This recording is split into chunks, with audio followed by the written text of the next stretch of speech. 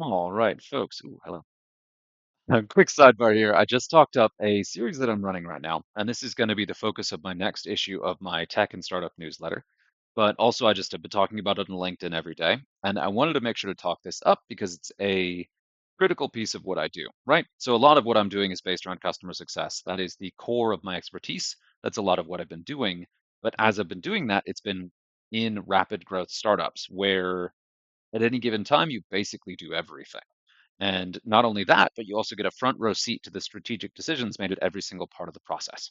So when I'm talking up my work as a fractional CCO, it's not just customer management on some spreadsheet kind of level. It's a very active, engaging, strategic approach to how exactly, as a company, you approach customers, you win customers, you talk to customers.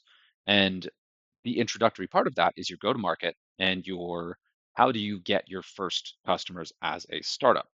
And so, just as a quick introduction to the series, I wrote this LinkedIn post here, but I'm going to be talking through five different different approaches to how you can actually get your initial customers, both your early advocates, your beta testers, your early on the ground traction, whether you're bootstrapping or using that momentum to actually approach investors. Either way, more or less, it's the same approach. Either way, you have your product, you have to figure out your niche, your specific market, and the users who are going to use it, and you have to figure out how to reach them. So just a couple different examples real quick. I'm opening with Liquid Death. Apparently, I love talking about Liquid Death because they had a really brilliant combination of shock value marketing, which isn't new, but also some very good strategic moves in how they approached who and where, how they started, where they started, how they approached their initial market, and then how they expanded to others. That split vertical where it was music venues, concerts, rock bands, X Games, like the very dramatic events where Monster already was moving in, and then also using that extreme branding to really take a giant wedge and dive into the sparkling water market on grocery store shelves. Both of those split markets working in tandem was absolutely brilliant. And everything about what Liquid Death has done is extraordinary, but also repeatable. And I want to be clear on that point too. Next up, there's Yelp, which is near and dear to my heart. Um, we're in a tech moment where ground level word of mouth, peer to peer communication is one of the best ways to actually drive adoption and drive broad use of a software product, especially if it's something that's very entry level that people can just pick up and use. And Yelp really, in my mind, pioneered that approach to launching tech. You can see that somewhat from like Google and Facebook, of course, the early tech giants. But what Yelp did was really, really interesting because the Yelp platform, no matter how you slice it, is really high effort. And I really am looking forward to breaking that down, what Yelp did to make that work in a sustainable way, because that also really was brilliant and is a great test case and something that other startups can replicate as well. But that one's going to be a lot of legwork, just as a heads up. Next up, there's Intent Post, which is doing what's more of a scrappy modern approach to sales that I'm going to break down as well. I have Intent Post actually watching this post, eyes emoji. So I hope they will keep me honest about exactly what I'm seeing about their marketing strategy and what they're doing and correct me if I get things wrong. I'm very impressed with Intent Post as a startup that's bootstrapping right now, whereas my first two examples, actually my other five examples are established companies. Intent Post is launching now.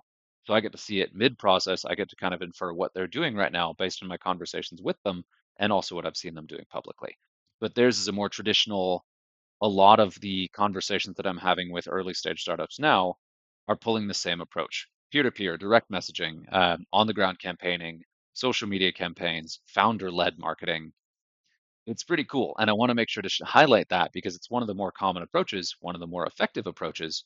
And it's something that I want to make sure everyone is aware of how to do it and see it done well. Big shout out to Intent Post. I think they're doing a great job, and I am looking forward to their bright future because I think they're going to do really, really well. Next up, we've got Marvel Gaming, talking about Marvel Snap, and that's going to dive more into kind of the free to play gaming model, which not a lot of people have applied to startup models. You do kind of see it.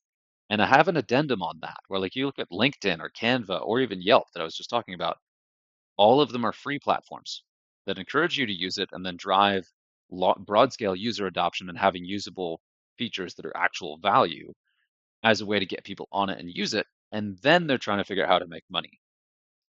I think that Canva, LinkedIn, all of those platforms have kind of missed the mark on that because they don't honestly have a great way to make money without breaking the platform and driving away the people they attracted. What mobile gaming, free to play mobile gaming has done is actually a very clever, much more monetizable method that I want to be sure to shout out. And I'm going to make sure to mention the software platforms that have touched on that, but fallen a little bit short and where they have not succeeded, where mobile gaming has, and where that could potentially translate over to startups and a startup marketing strategy to get customers. That one's going to be fun. And then finally, we've got, of course, Valve Corporation, which is another very quiet, very dramatic success story of how we'll say a low effort strategy that can work really, really, really well for a specific style of business, a specific style of startup, and may encourage startups to build with that revenue model in mind. And that'll be fun. Anyway, that's it. All of this is going to be compiled in my newsletter. I'm also going to do short bits on each individual style as they come out and as we talk about them too. So look forward to that as well. Cheers.